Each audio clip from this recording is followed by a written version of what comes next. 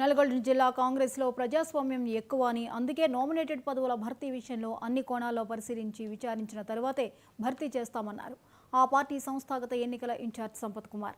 DCC అధ్యక్ష పదవి కోసం అత్యధికంగా దరఖాస్తులు వచ్చాయన్నారు. జిల్లాకు చెందిన మంత్రులు, ఎమ్మెల్యేలు, ఎమ్మెల్సీల సూచనలు తీసుకుని ఎంపిక చేస్తామంటున్న సంపత్ కుమార్తో మా senior correspondent Ramakrishna face to face. నిర్మాణం కోసం విశేషమైన కృషి జరుగుతుండగా నామినేటెడ్ పదవుల కోసం కూడా పెద్ద ఎత్తున పోటీ ఎత్తున పరిస్థితి. ఇక ఇదే అంశానికి సంబంధించి నల్గొండ జిల్లాకు సంబంధించిన పరిశీలకులుగా వచ్చినటువంటి ఏఐసీసీ సెక్రటరీ సంపత్ కుమార్ ప్రసమంతో ఉన్నారు. అన్న చెప్పండి, పార్టీ ప్రస్తుతం ఉమ్మడి నల్గొండ జిల్లాలో చాలా పటిష్టంగా ఉంది. అయితే నామినేటెడ్ పదవుల విషయంలో మాత్రం చాలామంది ఇప్పటికి కూడా ఇంకా తమకు పదవులు కావాలని డిమాండ్ చేస్తున్న పరిస్థితి. ఎక్కువగా వస్తున్న దరఖాస్తులు కూడా అవసరం. వీటిని ఏ రకంగా అధిష్టానం దృష్టికి తీసుకెళ్లి నామినేటెడ్ పదవులు భర్తీ చేయబోతున్నారు? ప్రధానంగా ఇప్పుడు వచ్చినటువంటి మీరు అడిగింది కరెక్టు.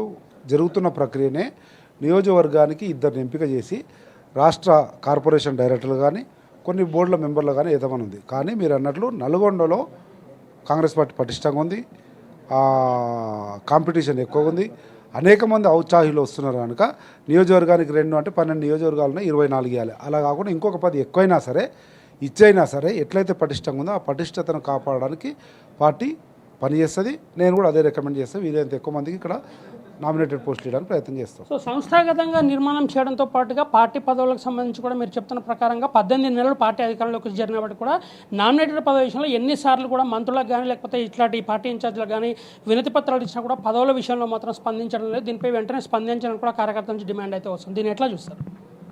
రాత్రికి పదవులు ఇవ్వనికే కూర్చున్న కాడనే కిచెన్ రూమ్లలో లేకపోతే డైనింగ్ టేబుల్లోనో బెడ్రూమ్లలోనో డిసైడ్ చేయనికే ఇది నిరంకుశ పార్టీ కాదు, కుటుంబ పార్టీ కాదు, బీఆర్ఎస్ లాగా లేకపోతే ఇంకో పార్టీ లాగా. ప్రజాస్వామ్యయుత పార్టీ సమయం పడుతుంది, పరిశీలన ఉంటుంది, అనేక మంది వస్తారు. ప్రజాస్వామ్యయుతంగా ఎవరు ఏమిటిది ఎలా చూస్తారు, దాంతోపాటు సామాజిక న్యాయాన్ని చూస్తారు. ఇవన్నీ చూసి చేస్తారు కనుక టైం పట్టింది, అంతే తప్ప వేరే పార్టీలాగా కాదు. కాంగ్రెస్ పార్టీ గొప్పతనమే అది. That is the beauty of Congress party. Democratic సిస్టంలో సెలక్షన్ ప్రాసెస్ ఉంటుంది, అదే ఇప్పుడు జరుగుతుంది. సో నల్గొండ జిల్లాకు సంబంధించి పార్టీ అధ్యక్ష పదవి కోసం చాలామంది పోటీ పడుతున్న పరిస్థితి ఉంది. సో అందరి అభిప్రాయం తీసుకొని పార్టీ అధ్యక్ష పదవి నిర్ణయించాలని చెప్పిన క్రమంలో మొత్తం అంటే ఉమ్మడి నల్గొండ జిల్లాలో ఎక్కువ స్థానాల్లో కూడా కాంగ్రెస్ పార్టీ విజయం సాధించిన పరిస్థితి. ఈ జిల్లాపై ఎక్కువ స్థాయి దృష్టి పెట్టే పరిస్థితుల్లో జిల్లా అధ్యక్షునిగా ఎవరికి అవకాశం కల్పించే పరిస్థితిని కార్యకర్తల అభిప్రాయం మేరకు ఏ రకంగా ముందుకు పోతారు? 100% మీరు అన్నట్లు ఉమ్మడి నల్గొండ జిల్లాలోని 3 ఉప జిల్లాలు ఏవైతే ఉన్నాయో, భువనగిరి కానీ, నల్గొండ కానీ, లేదంటే సూర్యాపేట కానీ, మూడిట్లో కూడా పెద్ద ఎత్తున కాంపిటీషన్ ఉంది. నేను కావాలి అంటే ఏంది అని అర్థము? ఎంత పటిష్టంగా ఉందో అంత ఎక్కువ కాంపిటీషన్ ఉంటుంది. ఎంత ఎక్కువ కాంపిటీషన్, ఎంత పటిష్టంగా ఉందో కాంగ్రెస్ పార్టీ కూడా దాన్ని ఇంకా రెండింతలు చేయడానికి ప్రజాస్వామ్యయుతంగా నాయకులందరూ అభిప్రాయం తీసుకొని స్థానిక ఎమ్మెల్యేలు, మంత్రులు ఉంటారు. ఉత్తమ్ కుమార్ రెడ్డి గారు, కోమటిరెడ్డి వెంకటరెడ్డి గారు, పెద్దమంచి జానారెడ్డి గారు, అందరు ఎమ్మెల్యేలను అందరి అభిప్రాయాలను క్రోడీకరించుకొని సామాజిక సమతుల్యతతో కూడినటువంటి అధ్యక్షుని నియమిస్తాం. ద బెస్ట్ అధ్యక్షుడు వస్తాడు, ఏమి ఇబ్బంది పడాల్సిన అవసరం. ఫైనల్గా చెప్పండి, 42% రిజర్వేషన్ సంబంధించి ఇప్పటికే పార్టీ చాలా స్పష్టంగా ఆర్డినెన్స్ ద్వారా రిజర్వేషన్ అమలు చేస్తామని చెప్తుంది. కానీ మరొక పక్కన బీఆర్ఎస్ పార్టీ కావచ్చు, బీజేపీ పార్టీ కావచ్చు, కేవలం అంటే పార్టీ సంస్థాగత ఎన్నికలతో పాటు స్థానిక సంస్థల ఎన్నికలను కప్పిపుచ్చుకోవడానికి, స్థానిక సంస్థల ఎన్నికలు వాయిదా వేయడానికి లేదా ఇట్లాంటి వీటిలో లబ్ధి చేకూడడానికి ఈ కామెంట్లు చేస్తున్నారని చెప్తున్నారు. దీన్ని ఎట్లా చూడాలి? ఒకటి, బీఆర్ఎస్ కానీ బీజేపీ కానీ రాజకీయ దురుద్దేశంతో చేస్తున్నటువంటి విమర్శలు ఒకటి.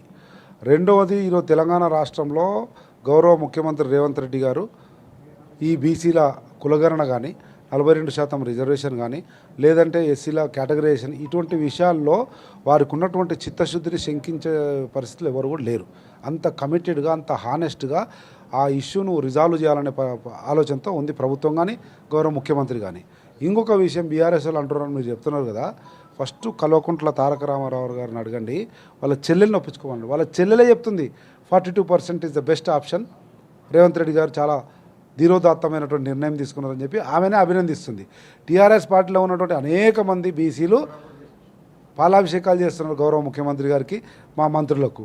అదేవిధంగా వచ్చి మరి ఇంటికి వచ్చి శాలువలు కప్పి, కండలు కప్పి మొక్కి దండం పెడుతున్నావు. అయ్యా, చరిత్రలో ఎన్నడూ లేనిది మాకు 42% ఇస్తున్నావు, నీ కమిట్మెంట్కు, నీ హానెస్ట్కు దండం నాయన అని చెప్తున్నారు. కానీ కల్వకుంట్ల తారక రామారావు కూడా ఆ మైకంలో ఉన్నాడు.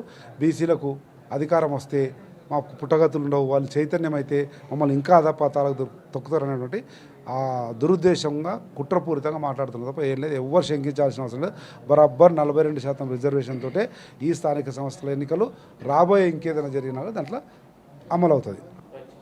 స్థానిక సంస్థల ఎన్నికలతో పాటు రాబోయే అన్ని ఎన్నికలు కూడా ఖచ్చితంగా 42% బీసీ రిజర్వేషన్ ఏదైతుందో దాని ప్రకారంగానే కాంగ్రెస్ పార్టీ ముందుకు సాగుతుందని, స్థానిక సంస్థల ఎన్నికల్లో కూడా ఉమ్మడి నల్గొండ జిల్లాలో కాంగ్రెస్ పార్టీ తన సత్తా చాటుతుందని కూడా సంపత్ కుమార్ అయితే ధీమా వ్యక్తం చేస్తున్న పరిస్థితి ఉంది. వీడియో జర్నలిస్ట్ మధుతో Ramakrishna, 99 TV, Nalgonda. Single package